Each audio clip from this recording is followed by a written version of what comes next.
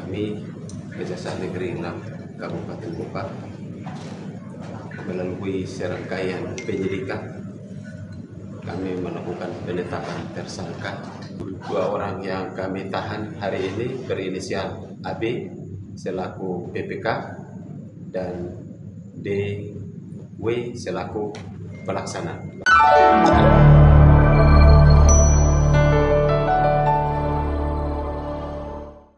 Komitmen Kejaksaan Negeri Kabupaten Kupang dalam memberantas korupsi kembali diuji. Kasus korupsi proyek pembangunan Puskesmas Usau tahun 2014 akhirnya menemui babak baru.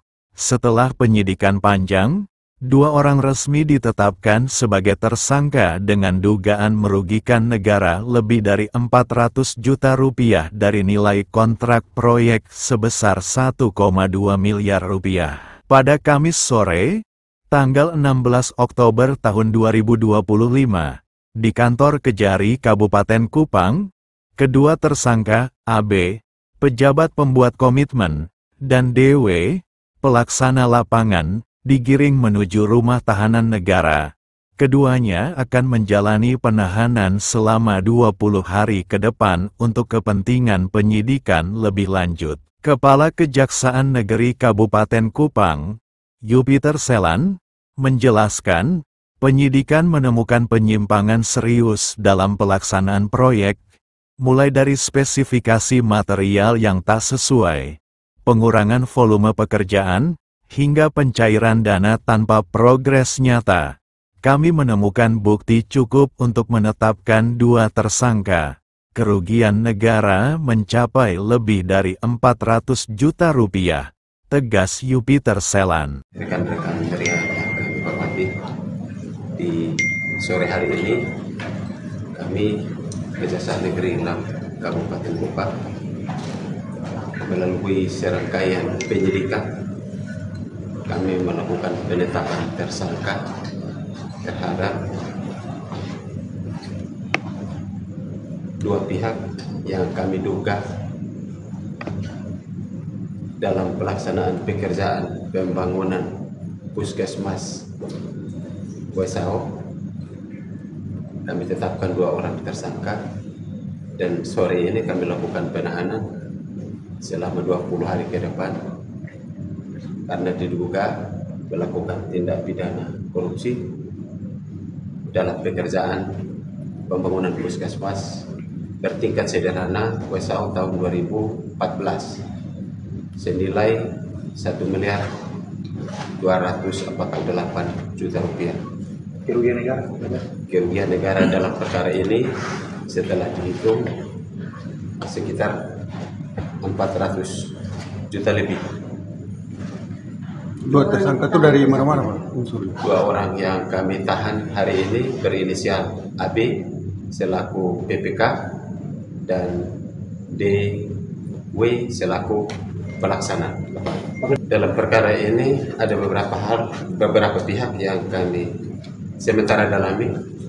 Jika memungkinkan untuk kami tetapkan juga sebagai tersangka, akan kami sampaikan kepada rekan-rekan media. Kami akan dalami faktanya. Indikasi kerugian yang ada muncul dari pelaksanaan pekerjaan fisik di lapangan mengindikasikan ada patahan di pondasi. Karena ada pondasi yang ketika dikerjakan tidak sesuai dengan spesifikasi teknis sehingga terjadi patahan. Ada patah sehingga mengakibatkan kerugian. Karena patah di bawah, di atas tidak bisa dipakai sehingga harus dirubuhkan.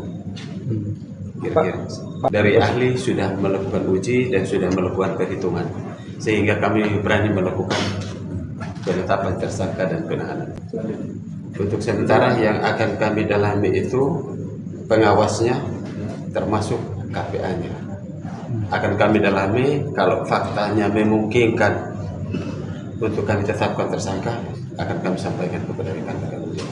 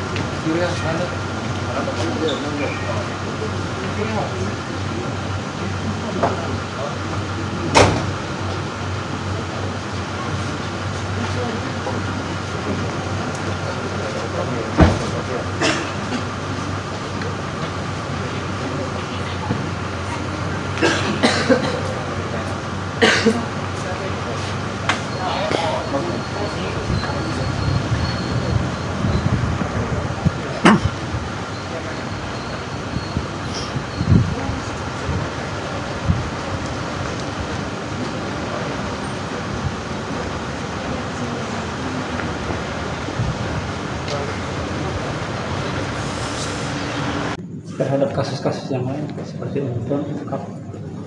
Baik, terima kasih. Terhadap kasus yang lain seperti Wainuntono, kemarin pagi kami juga sudah melakukan ekspos penetapan tersangka.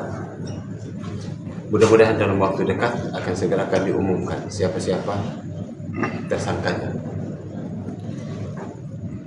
Niunbang, Untuk Niunbang, kami sudah datangi ke sana. Kemarin kami rekomendasikan kepada rekanannya untuk diperbaiki dan sudah diperbaiki. Dan sudah sesuai dengan laporan rekan-rekan di lapangan bahwa airnya sudah mengalir sampai ke semua masyarakat. masyarakat belum menikmati. Nanti kami pastikan lagi. Besok saya ke sana. Saya pastikan besok saya ke sana. Terima kasih. Bapak, khusus untuk ini apa, pekerjaan jalan Burayan Teres, Bapak, sudah sejauh mana? Sudah sampai? Kalau untuk jalan Burayan Teres kemarin sampelnya sudah kami kirim ke Poltek, sampai dengan sekarang sampel belum keluar hasil pengujian dari Poltek. Kami sementara menunggu. Kalau perkembangan airbound Bapak, seperti apa? Airbound hasil penyelidikannya hampir rampung. Semoga dalam waktu dekat kami bisa sampaikan apa hasilnya. Objek Pantai Teres kami sementara juga mengumpulkan bahan dan keterangan.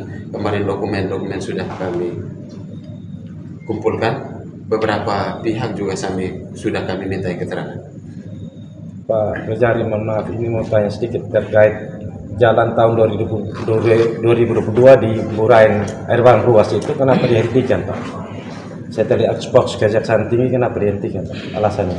Untuk sementara kasus Burayan Airbound tidak dihentikan. Kami pastikan kasus itu masih sementara berjalan. Kemarin kami sudah ekspos, petunjuk pimpinan, ada beberapa hal yang kami perlu dalami. Sehingga untuk sementara kasus itu kami mau menyampaikan kepada rekan-rekan media bahwa sampai dengan hari ini tidak kami hentikan. Sementara ini masih berproses. Baik, terima kasih. Untuk Burayan Airbound di tahun 2022 itu ada satu segmen senilai 9,6. 2022 itu ada 6 segmen, dan khusus 2022 di tahun 2024 kalau tidak salah Kejaksaan sudah pernah melakukan pemeriksaan, dan hasil pemeriksaan itu sesuai dengan data yang ada di kami sudah dihentikan penyelidikannya. Sedangkan yang tahun 2023 itu karena belum pernah diperiksa, sehingga kami melanjutkan untuk mendalami kasus Burayan Airbound di tahun 2023. Dan kemarin sudah kami ekspos, tetapi ada beberapa hal yang perlu kami dalami, sehingga akan kami sampaikan dalam waktu dekat. Dengan penetapan dua tersangka ini, Kejari Kupang menegaskan, tidak ada kompromi dalam urusan korupsi. Masyarakat diimbau terus mendukung proses hukum demi terciptanya pemerintahan yang bersih dan akuntabel.